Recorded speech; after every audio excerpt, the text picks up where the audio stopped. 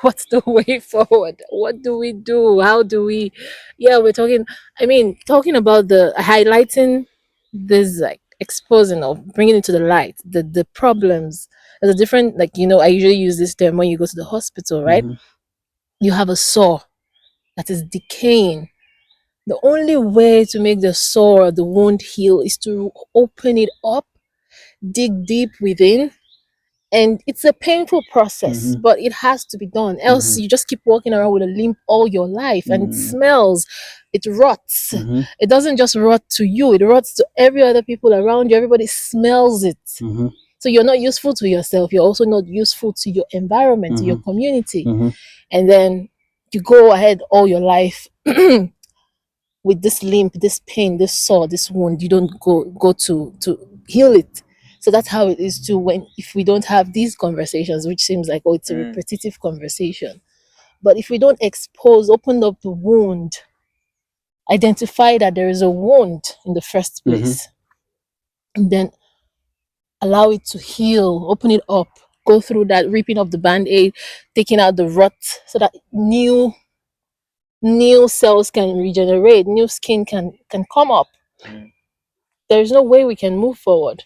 I wonder, with this metaphor, I quite like it, but I wonder if we are not already the wound. Hmm.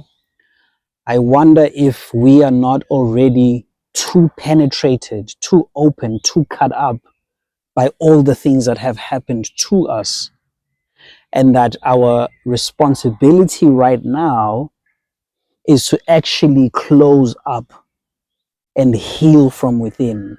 It seems to me that we are too open to influences from elsewhere, that we don't have enough time to insulate, protect, and rejuvenate internally.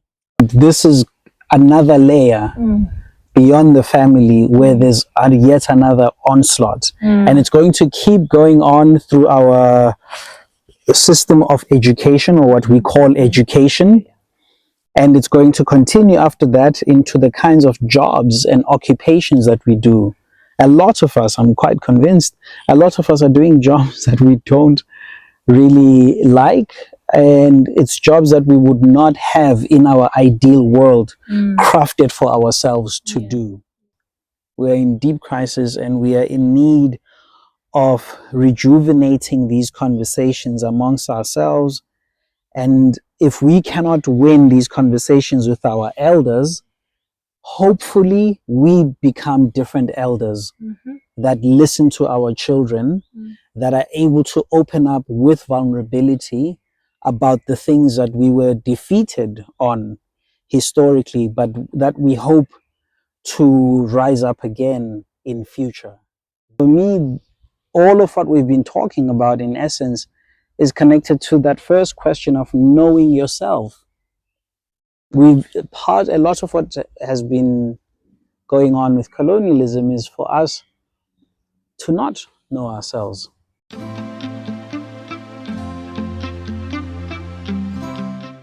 So knowing ourselves also means re-establishing my relationship with land, and not just land at an abstract level, but also soils. The smell of soil, for me, that's better than any perfume. The feeling of it's really the most spectacular thing, and there's nothing I want more than that. And I am putting things in place to make sure that happens, because it cannot be that everything that I put in my body is externally controlled and externally produced. This does not seem to me to be a responsible course of action to engage in as an adult. Maybe there was a time I had little choice, but now I'm choosing to exercise different choices. So having land, producing my own food as far as possible, this is my first endeavor. And once I am okay with that at the very basic level of basic needs, then we can open up to look into other things. That future thinking, that future planning will only be able to happen when we're able to sufficiently deal with the material urgent issues in the now. How do we do that when, especially now more than ever, we have a lot of Africans across the diaspora? And I don't blame them for seeking safety, for seeking refuge, because home doesn't feel like home anymore. And then what do you do in the in between when home doesn't feel like home and the place you're staying doesn't even feel like home? So you're dangling. Mhm. Like there's this saying in Yoruba, like you can't go little shake, and you like what, you can't go forward, you can't go backwards. You're stuck in the middle. So what do you do? So for me, it would seem in Chinese philosophy, they say that the first step in solving a problem is to be aware of it. And so the first thing is to be aware that this is a problem. It is a problem that we are not at home. It is a problem that we are living between these worlds in the way that we live in these worlds, right? And so it would seem to me that a conversation is of utmost importance. And then following that conversation, courses of action that we can take. If we said, again, I'll speak to what I know is a precious need to me and a lot of the people in my country, black people in my country, is land. So if those of us who were traveling the world or were based abroad were collecting resources to be able to pool them together to secure what we need in terms of land and everything we will need on that land, this for me is a building block. So I don't know exactly what it would look like in Nigeria, but I know that it would first have to take a conversation.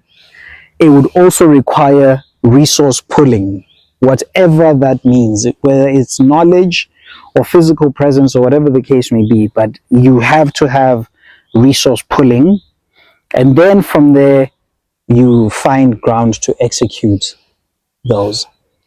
Nigeria doesn't look realistic because the resource pooling, even the factories, the build, most of the labor market, the money generating infrastructures or buildings are not even owned by the people, the indigenous people. In Lagos, for example, you have more restaurants owned by Lebanese and then foreigners, and they come in as investors. So when you tell the government, if you imagine if we were to start a protest telling the government that you don't want foreigners to have structures and buy and sell on your land, then the government will say you're chasing the investors away because they see them as investors. They're coming to employ the locals to work because the government cannot create work. So if the government cannot create work, you cannot ask for the help of the people, the indigenous people. Rather, you would allocate it or relegate it to foreigners to give your people work, and you expect them to fight for their interests. You expect them to respect them. So while even on their lands, the people that are back at home, they don't even feel like a part of the place that they come from. Because more foreigners are in control of factories and buildings and employment. But this is the identification of the problem, right? And if you brought Nigerians into a space where we now move beyond the identification of the problem, there would be solutions that emerge out of that, out of necessity. Personally, I don't want to be employed by Lebanese. I don't want to be employed by anybody, to be honest. These things of jobs, this is not our way of being. We've always had work, but we didn't always have jobs. And I never want to conflate the two things. Can you define the difference between work and job? A job for me is something that someone else gives you as your designated occupation, and they pay you a salary that they determine to be worth the value of the work that you're going to be doing there. That's a job. That's when we talk about unemployment and all these things. Work is the necessity of having to make ends meet. If you you were born into a home. When you grow up, you know that you have to have your own home, and the people around you will help you build that home with your contribution. That is work, but no one is going to pay you for it because you're building your own home. It's the same as when you have an upbringing that is rooted to the ground, where you are the child who's being sent to go milk the cows. You're gaining skills here that will help you so that when you come of age and you are managing these resources as the principal person in charge, you have gained experience from having to do it directly. This for me is work. We've always managed to produce things ourselves.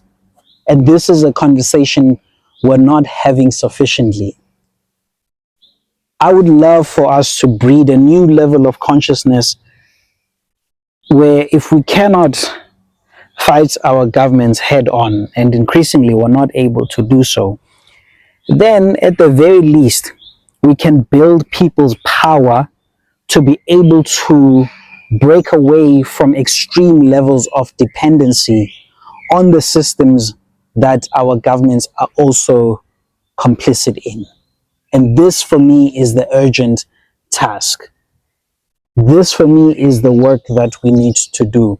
And these things are not sophisticated, my brother. We need to go back to our traditional bases. When we slaughtered, again, the fat from that animal would be combined with natural herbs that grow around us, like these things that you see here. Yeah. And you blend them together and you make soap to wash your body. Today, if I want to wash my body, I must go to the supermarket. What is this? And so I you mean, have you're relinquishing your power, basically. every single moment, at every single moment.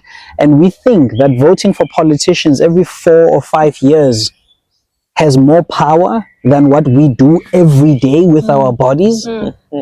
This for me is where our level of consciousness as Africans is missing.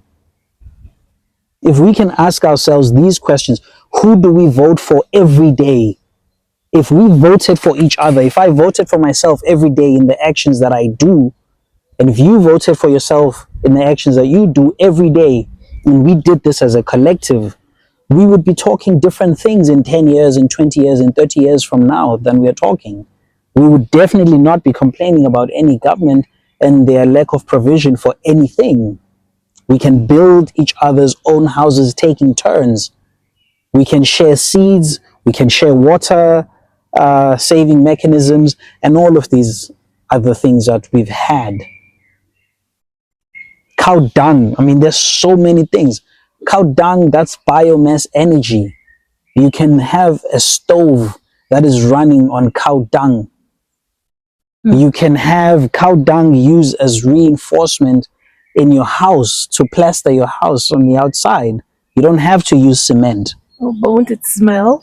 No. It smells at the beginning when you start mixing it, but you also add other things, and once it dries up, it won't. You can use cow dung to heat up a stove? Yes, Wow. yes. You can use cow dung to heat up a stove. If you lock it in an anaerobic environment, it releases methane gas, and that gas is sufficient for you to cook. You can also dry cow dung as a brick, and you can use that to hold fire. So instead of chopping trees and stuff, you can use cow dung that has been solidified to hold fire. There's so many uses from things that we consider waste that are incredibly productive. Of course. Even the human feces is being used to generate electricity. Yes, You can generate electricity yes, anywhere. yes. And we're doing this on the continent. There were Nigerian school kids I saw some years ago who used their urine to develop a cell that basically led to them charging their cell phones. Wow. Yeah, That's ingenious. but we have this, we've had these things. We have them now, we've had them. we're going to have them for the future, but if we don't consolidate our actions and have a clear agenda of what we're doing, we're not going to head anywhere. That's my biggest cry. So even this complaints, this Western complaints of overpopulation in Africa, the population even it has its benefit because we have, even from our existence, from our, we are meant to supply ourselves with the things we need on earth. Yes. But because we are not doing that, that's why it feels like there are more people than there are more resources. Self-sufficiency was Thomas Sankara's message. Yeah. And it was also Nkrumah's message. It was also Cabral's message. It was also Lumumba's message. And it is not by accident that these people did not live for very long. The danger of their message was better understood by the enemies than their own people. Yeah. And we need to go back to this. There's no question about it. There's absolutely no question about it. There are so many resources at our disposal that we are barely tapping into. Today you have white folk. Today you have white folk establishing, what do they call them? Eco-villages. And I look at these things, I laugh, and I'm like, this is the African way of living. You just call it an eco-village, but this is literally the way that we used to live. Organic food. Many people, people are now Let's going go back to the to things that organic food. What the hell? were practicing these things. This is our thing. Why people are like, I don't want pesticides in my food. We didn't have pesticides. We knew how to do intercropping to control for pests. And pests are also parts of nature. So yes, they'll eat some of your spinach, but you have enough that they can feed off, and you have enough for consumption. And it's what, like a spinach with a couple of holes is rotten? No, it's not. It's still good. You can eat that. Right? So there's a lot in the mind that we need to fix. And as I said, they got to our minds because they broke our skins. It was very, very, very important to tie us against trees and lash us. And those lashes, as they were opening the flesh, they were also opening our minds so that we are malleable. It is also not by accident that Christianity did a lot of its work with children. They targeted children. If you look at the history of missionaries, you see exactly who they target. Children, because the minds are still malleable. That are easiest You to convert control. them for future control. And now we are in that future. Yeah, we are products Yes. of the past of those control programming. Exactly. Now we are exhibiting all of those programmings. And that's why for us to understand our present better, we need to understand our past. But in order for us to make our future, we need to connect all of these three things. And a lot of what our future is about, for me at least, is going back to go forward. I'm not going back to a place where I valorize everything African. Societies grow, human beings grow. And there are certain things that we would have to move away from. Yeah, right? So we would go back to go forward, but we have to go back. We have to go back. We have to build our own houses. We have to grow our own food. We have to educate our own children and not outsource their brains to other people with nefarious ends. This is dangerous. I don't know how we can see To this me, otherwise. it sounds like I see the danger, but it looks, in this era of globalization, social media, where kids these days, they're on the tablets even from young ages, then the entertainment, the education, everything is coming from the external world. We buy these tablets for these kids. They're not born with them.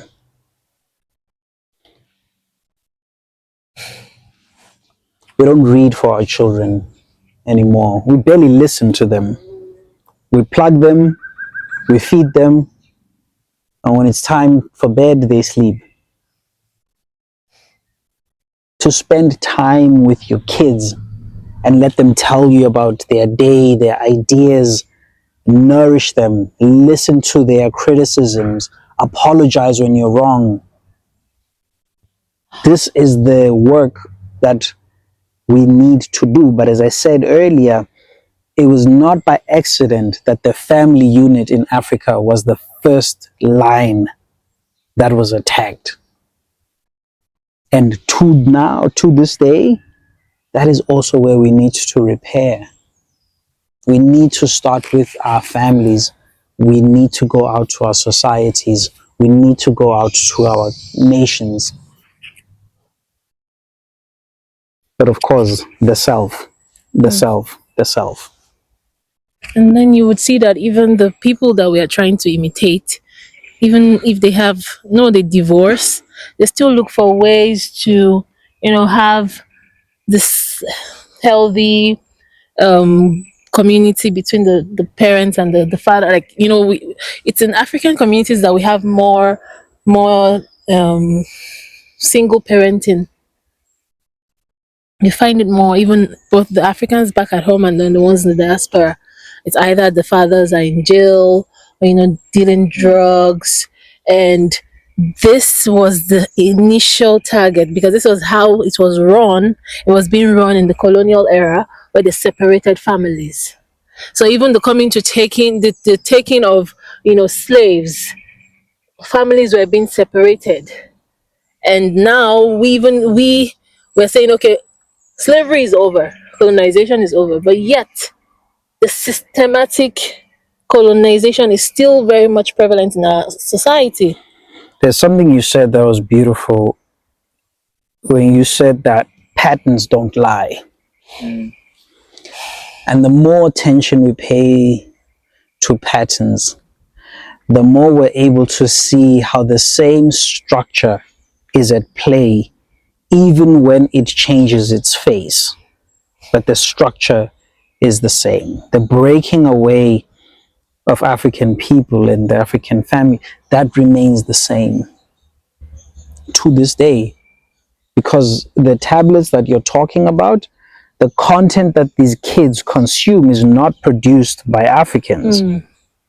It is also not, in its original intent, made for African children. Yeah. So already from that engagement alone, you have told African children to be outward looking instead of inside. They don't see So themselves. what in I the was world. talking about earlier is wounds that are open right there in that tablet. Because those other children who are consuming their culture through these tablets, they are being reinforced. But the work is on us, right? There are lots of brilliant cartoonists in Africa. Why aren't we supporting them? There are lots of brilliant artists in Africa. Why are we not working with our artists to say, produce cartoons, series, comic strips, everything with African characters, with African names, with everything relatable to us? Yeah. On the continent, we have the people to do this. Why aren't we part of the conversations with people who are doing cartoon strips on the continent and share philosophies with each other that will lead to our empowerment? That's something that I'm also putting myself there. Like, I didn't thought about that, and I think also like a lot of grown-ups don't think about that, which is content for children, You have to. how it's important to shape their their mind, because human psychology is very fragile. I mean, us three, and I think in order to turn out to be sane at our age, we went through a lot of things. It's not evident. Like, maybe if I would have had a very abusive childhood, I would have turned out to be someone very bad, someone maybe rotting in jail right now, because we are as grown up product of our childhood. I thank God that my childhood was great. And like it's important because human psychology is very fragile. Like it takes just the wrong influence or the just something out of place when you're at such an innocent age to really shift your sense of self forever. Some damages are cannot be redeemed. I mean, I don't want to go into detail because it can be very nasty, but yeah. And we had a conversation, Judy and I mean, I think it was yesterday, about content for children. And for example, me, I grew up like as a child, like watching, like animes from Japan. you know I mean, your usual suspect: Dragon Ball Z, Naruto, One Piece, cartoon from the Americas. And because we were also a French colony, cartoons from France, right? So we I remember in my childhood when I was watching cartoons at the TV, they were barely like anything African, like so for me it's really like because of the conversation we had yesterday about how you know there's very few contents, African contents made by African author, that promotes this how can I say, valorization of African culture. you know and there's, as you said, there's many talented people that knows the ABCs about African history, that can summarize it, compact it in a very easy way for children to understand. And to go back to what you were saying, and also based on the conversation we had with Judy, it would be very great, like if we can have more products, like content, like comic strips, anime, cartoons, like African media with African character, that show them, like that show children, like um that they can also be great. They can also be that person, and the and the cartoon. The only content I saw growing up was the ones about the Bible stories, which was really strategic. So they would draw like these animations because children are easily fascinated by pictures and paintings and all. And the artist is like the artistry skill of a child is developed from childhood too. So imagine you being groomed in the artistry of other people, and the images you're being shown is the white people, other people's skin colors. So that's what you would reproduce. You will not reproduce something that looks like you, because it's what you consume that you would bring out. So as much as, yes, we have a lot of African content creators or artists, illustrators, cartoonists, look at our musicians. As much as I'm grateful that at least now I can go to a party and listen to African music, unlike before, 10 years ago, 20 years ago, it wasn't so. As much as I'm grateful for that, listen to the lyrics, the content, the kind of content that we put out there. It's not children friendly. It reflects on, it's a reproduction of what we have taken in, and now How would you say it's just filth? There's a lot of filth. Yes, but we need to be talking to each other. What if some of these musicians who release this music know that at a certain point of their production as artists, they will be engaged in a conversation? What if you sat with a Davido or a Burna Boy and had this kind of conversation and talk through their music with them and ask them, here in the song, when you say these things that you're saying, exactly what is your intention? What do you hope for people to understand and get out of this? How do you think this impacts children? If we had those conversations, it would force us to think differently. And some might rebel naturally, that's okay. But it might prevent some from reproducing certain narratives that do not help us. So do you think like a way, for example, to shift into a better content that can, give us like that can like better content and better program for our mind, for the African mind, right? Should be to make the artist more accountable to their lyrics. That's one. And second, I mean, I think that artists actually, at the same time, it's kind of like I am one foot in, one foot out, in the sense that artists have influence in what they say. That's for sure. But at the same time, it's not an artist's role to educate children.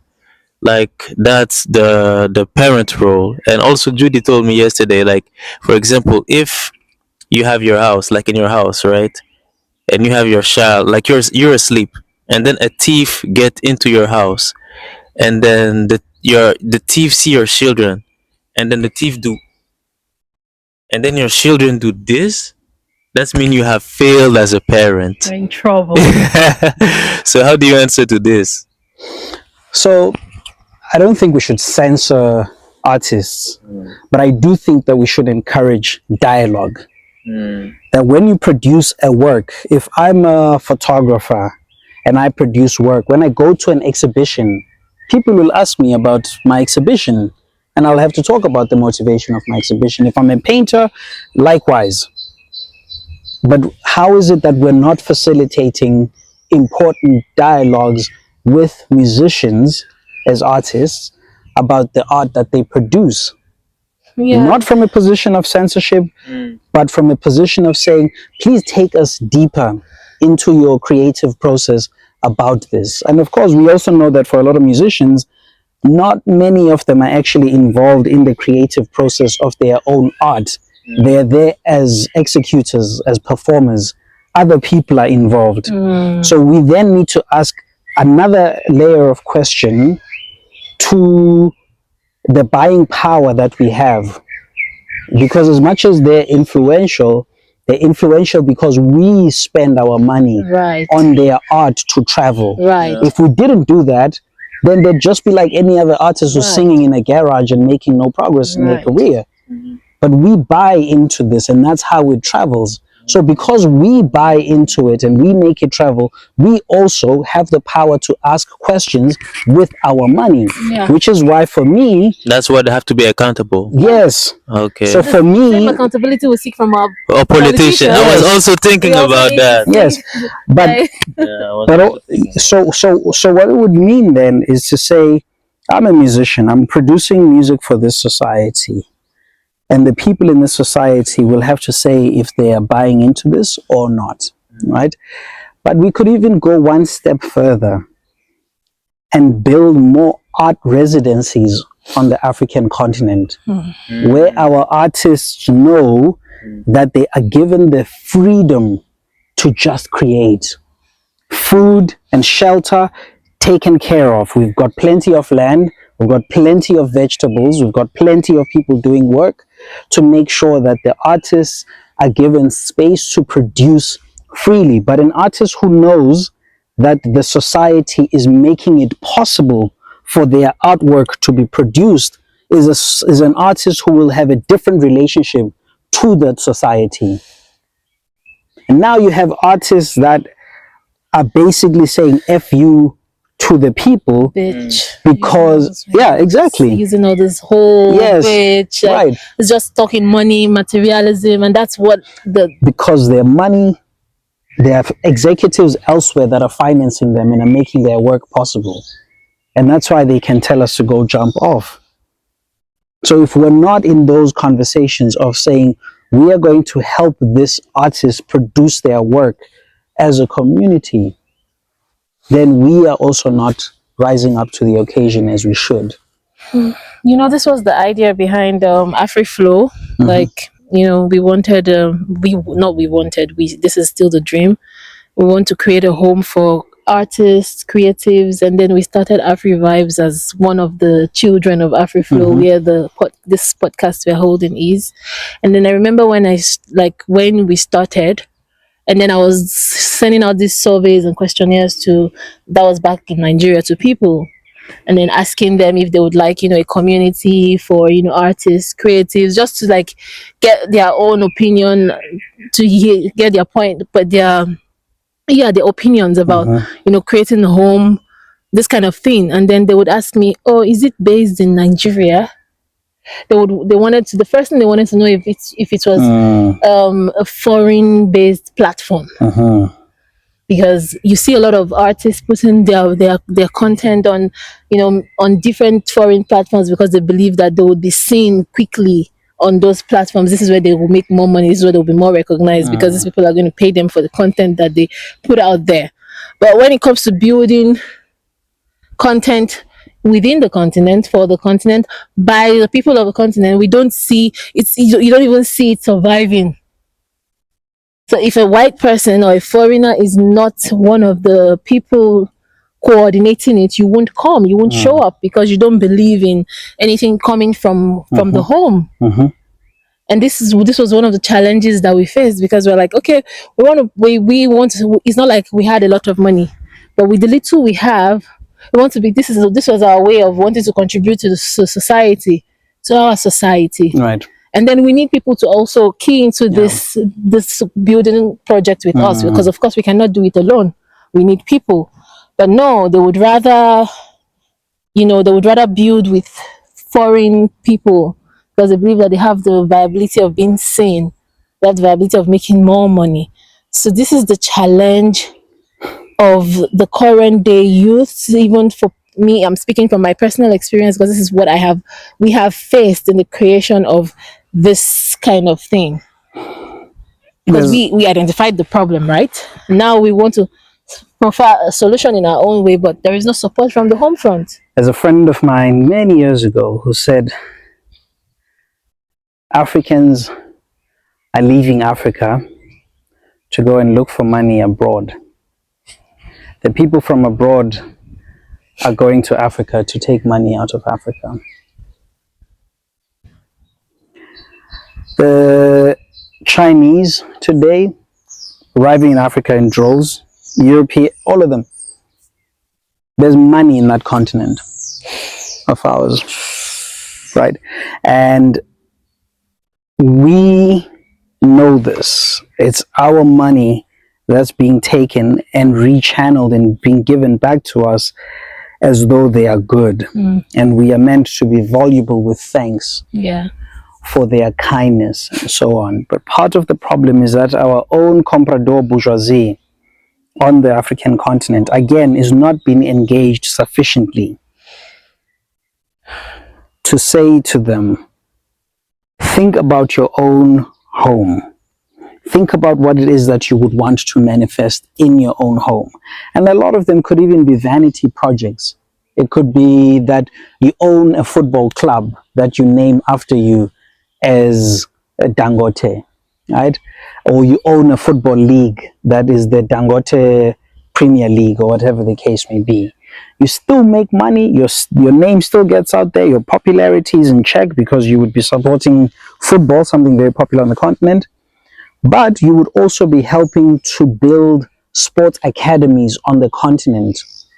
And you teach young African people talent management, diet, training schedules, how to handle interviews, how to handle fame and money when it comes.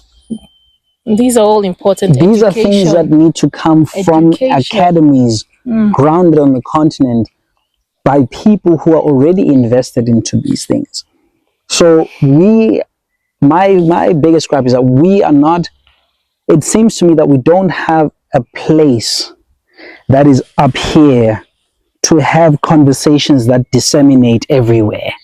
Because every single one of us in every pursuit of life has a contribution to make in making our continent better. I agree. But we need to be having coherent and cohesive conversations that are connected in ways that make us move forward in a manner that we can see, in a manner that we can sense. And this is for me what is lacking. And whether this needs to be the African Union or another structure, I don't know. But it's very clear to me that a lot of Africans are doing wonderful things all across the continent. We're back to the cartoonists again and the Arts, illustrators. There are creativity. so many doing beautiful things. And if I'll talk about myself, if I manage to sacrifice, say, 2 salaries in a row from my monthly income, and I gave this as an award or as a prize to creatives to produce a body of work, from that alone, we would have a couple of volumes of works that are produced. And we could then have other people who have networks to logistics to say, how do we move this across the geographic landmass? And then you'd have other people who are translators who say, I know this language. I think this is a funny comic that needs to be read in my country. So I will translate it so that my people can understand it. And then we further it this way. All of this requires that we are in conversation with each other and that we are doing resource pulling and that we're executing with sufficient monitoring and evaluation. Hmm. It's yeah, because the education is very important, and education is not just going to the four walls of building a structure where you have just one teacher, syllabus, this rigid way of teaching, and then now we've moved to this STEM, this IT era where we think the next thing is to give children computers, the next they should create the next generation of robots. I mean, isn't that like I said, patterns don't lie. When you see people rushing towards the same thing, don't you see that's a call for like reflection, like, oh, hold up, what's going on here? Why is everybody running towards this thing? So as much as tech, there's so much money in the tech industry now that people don't even know what they want to do anymore, and then they just tell you go into tech. You can't even check in to see what you're passionate about. What do you love doing? Artists are hungry, the upcoming ones. Nobody buys their art, the ones that are actually creating this contents that we're talking about. Nobody pays attention to them. Even these popular artists that we see today that have gotten to this stage of fame, they did something, they paid money. They paid platforms to stream their music, and now they're getting the return in investment. Right? But if you don't get the support, how would you be able to reproduce and keep reproducing? How everybody now falls into capitalism and we are going in one direction, the same direction, like ships. So this is currently the world we are living in. This is currently the challenges we are facing amongst the youths and the children. I think we're sitting on something here. We already said that conversation is the first part, and then finding solutions to the problems is the second part. Exchanging and pulling in resources is the third. If we did this in any area of pursuit for a good 5-10 years, we would see some results. I have experience of what I'm talking about in different areas, and I've seen it work. We can do it. I have seen how black people in South Africa, once organized effectively, you see the glow in their faces and their belief in themselves because others like them are doing it and are inviting them to come and join. So the question of leadership is a very important question. There are so many people who are ready to join, but others need to do the groundwork. We all have work to do. We may not all have jobs, but we all have work to do. Yeah, we all have work to do.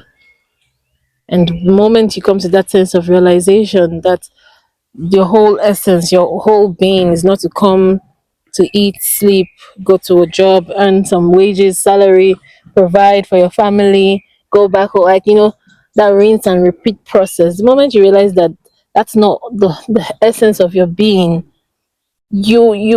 there is this sense of purpose that awakens within you, and then it makes you, like, even if you have a job at the moment, you can rechannel the money you're making from the job for the work that you're actually meant to be doing, Yeah. and not just being carried away by just making Mm-hmm. money from a job. Because yes, I agree, this is the world we find ourselves in now. Everybody, is going to a job, doing 9 to 5. Like I was telling Kiss the other time, not everybody is made to wake up in the mornings to go to work. But Yeah. society has programmed us. We've been institutionalized to do the same things the same way. Yeah. Wake up, go to a 9 to 5, come back. The only time you have for yourself is the weekend.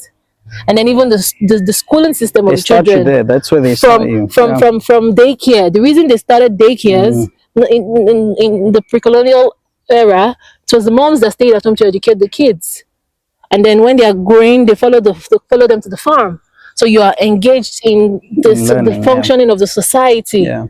So you don't just expect that the only method of learning is just going to school. Even the school you're going to learn another person's ideology and philosophy. You're not learning about your environment, about the things you see. So daycare was founded so that parents would be able to spend longer time at work, and then the people at the daycare would take care of the children. And so to go back to your question earlier about well-being, back then we also knew more about the plants around us, the herbs around us, and what it is that they do in the body, because we were there. We were witnessing it as it was being transformed into a potion or whatever the case may be. Now, that's not the case, right? So we really owe ourselves a lot, and we owe ourselves our time. We are kept busy doing other people's bidding. We owe ourselves our time. And this is of fundamental importance to me.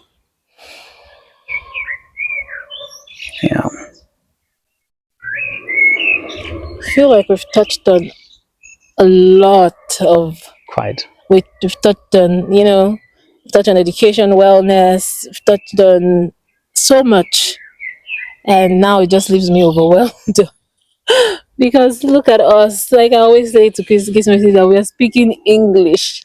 I mean, it's a good thing that we can communicate and understand each other, but the language is also another form of control. This is work. So it's good. It's good that it has gotten us to a place where we are tired and we're overwhelmed, because it means that our brains are working.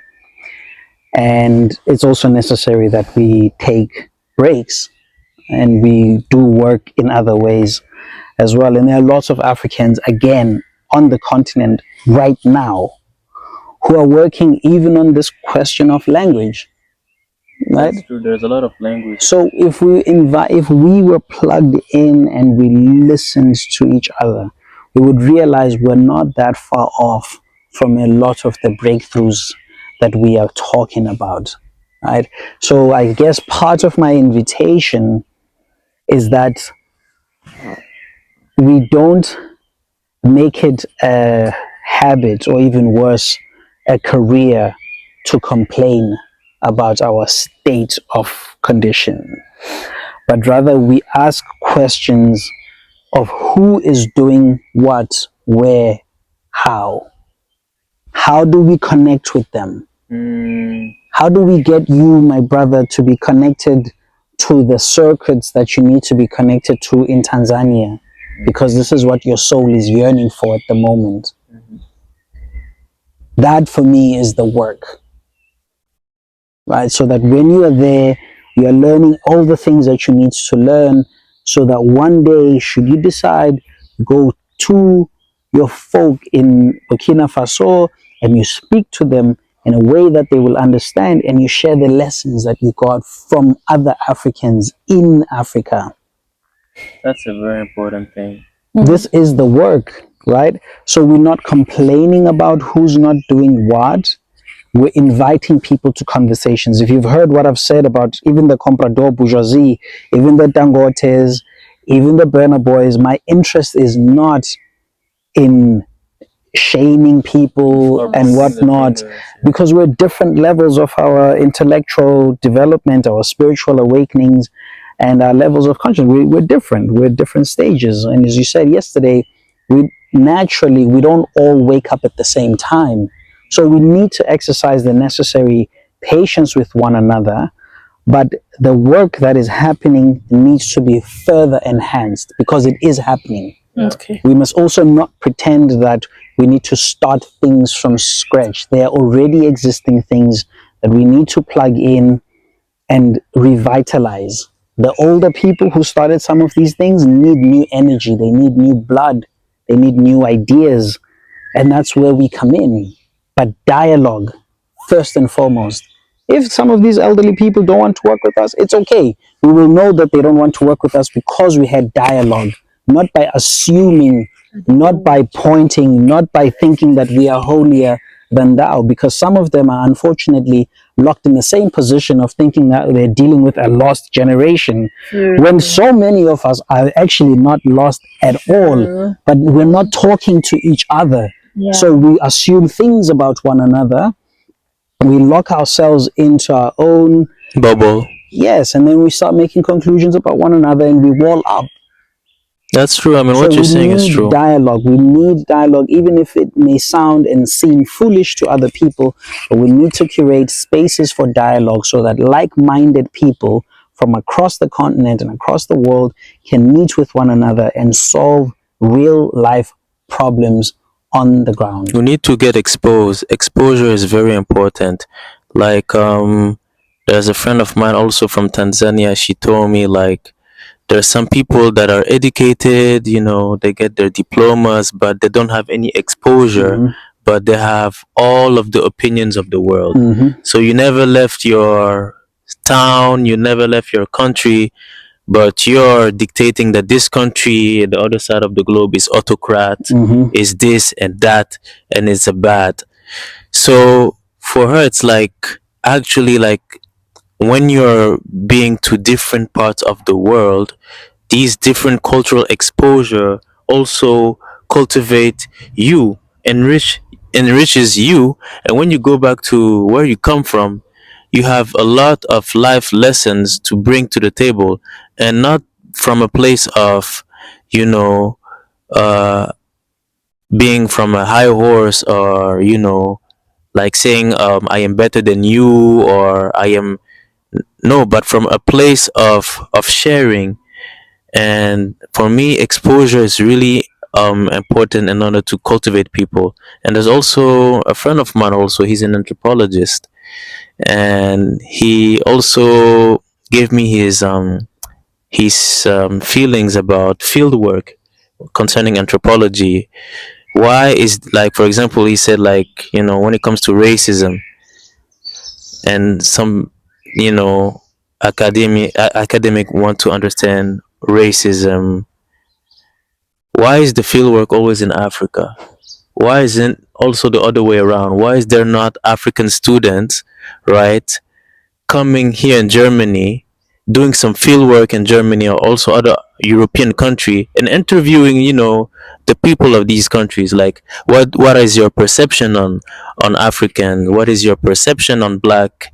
What do you know about African history? Have you ever heard? Were you ever actually introduced about African history in your school? Is that really history if you talk about all the part of the world, but you don't even talk about Africa?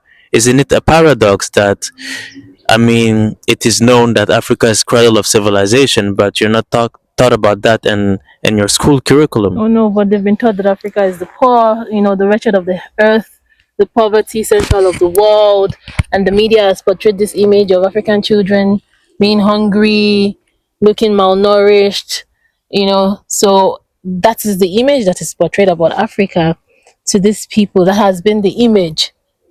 And when they see an African in their country that doesn't look like what they've seen, the same way we've been miseducated as Africans and undereducated they were also miseducated about us, they were made to believe that they were doing us a favor. Everything that happened because they were trying to enlighten us. Yeah, I think for me again, I I would rather spend my energies trying to get us to see each Us. other and to value one another. The people from the outside world inherited our dehumanization. This is something that comes deep. And we can spend our time trying to convince them that we're as human as they are, which I don't even think is the case. We can do that, or we can spend time and energy making worlds that correspond with our inner being Yeah. in our own land, Yeah. that what they do is to us immaterial, or at the natural point it will come to a clash, because to this day they still benefit from our degradation. Even when So they we need thrive. to get our people to pull together to an extent where fighting off certain pests, in now the true negative sense of it, parasites, we are going to be able to do this knowing that the body inside is insulated. Yeah. And this for me is again the urgent task. Conversations with each other, pulling in resources together, executing plans that are measurable, having mechanisms in place for evaluating and monitoring progress. I think this is a humble start, and it can happen in all aspects of African lives, from the arts to farming to everything. And then we need to have this dissemination of knowledge across, and we can use some of the available technologies to be able to do this. Right, so I have measured optimism, but this optimism is based on the fact that we at least get on the right track. It may take us hundreds of years. In fact, it will take us hundreds of years, because it also took hundreds of years to get us here. Mm-hmm. So it's going to take hundreds of years, but at the very least, for the sake of our ancestors and our future generations, let us be on the right track. We may be slow on the right track, but moving fast off track is more concerning. So we need to be kind to each other. We need to invite one another. We need to check with each other if at the very least we are all on track. We can take a break for now. Yes. And resume our conversation in a different time, different platform, different method. Yeah, we didn't do the introductions because we should have done that first. We just happen to flow. Yeah, but that's also okay. I think sometimes it's more important to listen to people and what they have to say without preconceived notions of thinking that we know them based on whatever title they carry. True. So I hope that even with that perversion from the traditional way of doing introductions first, just diving into conversation and having it and have it be worth its salt on its own is very important. True. And we can share names. My name is Sabelo Mcinziba, and we can leave it at that. Anything else, the taste is in the pudding. Yeah, everyone knows I'm Judy already, and my fellow comrade and compatriot Kiswensida, and yeah, this is our work. This is part of the work that we we see fit to do, or we've volunteered to do, that makes us feel fulfilled as Africans in the diaspora, you know. And thank you for doing this work. Truly, to both of you, thank you so much. Thank you It's truly too. Thank you for the appreciated. work you're doing. It's profound. It's beautiful.